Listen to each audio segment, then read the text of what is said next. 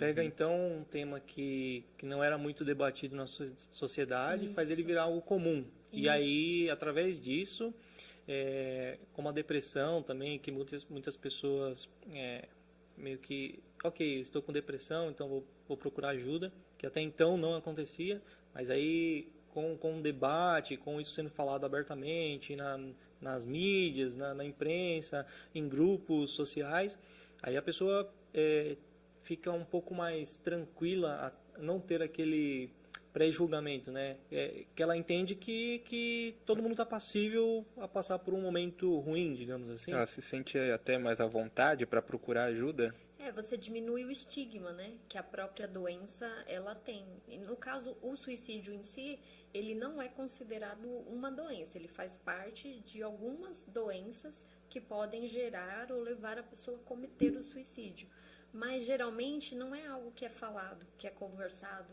Uma pessoa, quando ela pensa às vezes em morte, ela não fala para você, eu quero cometer o suicídio, claramente.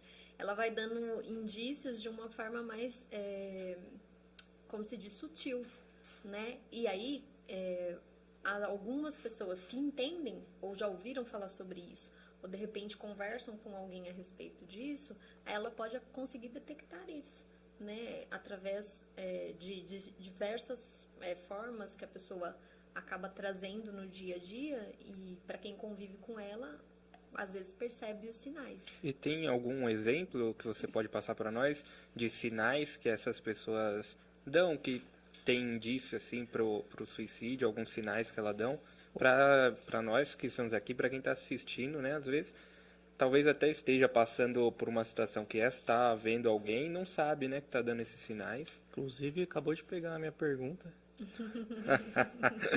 Aqui, o pensamento está em movimento. A gente tem vários sinais. Assim, uma das coisas que as pessoas geralmente têm é a falta de propósito de vida. Uma pessoa que não tem um propósito, ela não tem motivos, ela não encontra motivos para continuar vivendo, né? E aí, às vezes, ela começa a falar muito sobre morte, sobre morrer, ela pergunta, pesquisa, às vezes, alguma coisa na internet, né? E aí, ela tem, às vezes, geralmente dores, e ela, às vezes, fala sobre essas dores que para ela são insuportáveis, né? É difícil de lidar, é difícil... então, é uma pessoa que, geralmente, de certa forma... São dores emocionais ou dores físicas? Emocionais. Emocionais. Emocionais. E ela tenta expressar de alguma forma que ela também não sabe como expressar e... Por exemplo, eu ouço bastante isso no consultório, né? Então, eu tenho a esposa de um paciente, ela relata que ele sempre fala assim, a minha vida é uma droga, a minha vida é uma porcaria, né? Se eu pudesse, eu morria.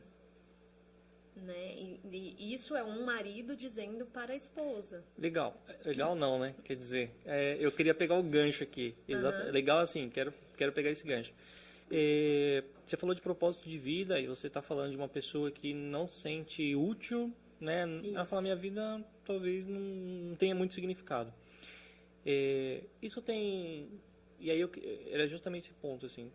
Não ter propósito de vida quer dizer que é uma pessoa ociosa ou não? Pode ser uma pessoa que é super atarefada, mas o propósito de vida seria algo maior do que ter um trabalho, do que ter uma formação acadêmica, de você, sei lá, ser reconhecido, famoso, ou uma atividade que você exerça, que te faz bem.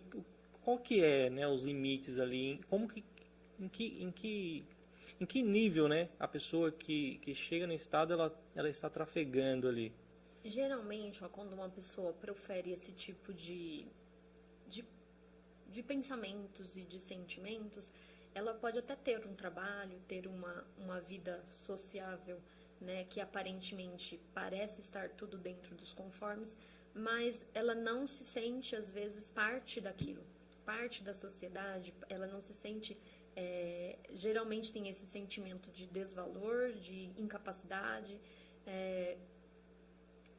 e parece que para ela nada do que ela faz faz sentido. Então ela passa a viver como se fosse por viver. É como se ela tivesse a parte do mundo, Tipo, Exato. não pertencimento é como... É difícil explicar, né? Mas é realmente como se estivesse vivendo uma realidade paralela ali. Exato. Só que aí, nesse momento, vamos supor que nem esse relato que eu fiz é uma pessoa que se encontra num estado de depressão, né? Só que essa pessoa não tem consciência disso, que ela está nesse estado, né? E que é isso que tem a afetado, que ela não consegue enxergar o mundo como as pessoas que não têm uma depressão enxerga, que tem coisas boas, mas também tem coisas ruins. Ela passa a enxergar muito mais as coisas negativas da própria vida do que as coisas que existem que são positivas. E mesmo as coisas que são positivas, ela não consegue perceber isso como algo plausível para ela ou que a faça querer continuar vivendo às vezes. Tá.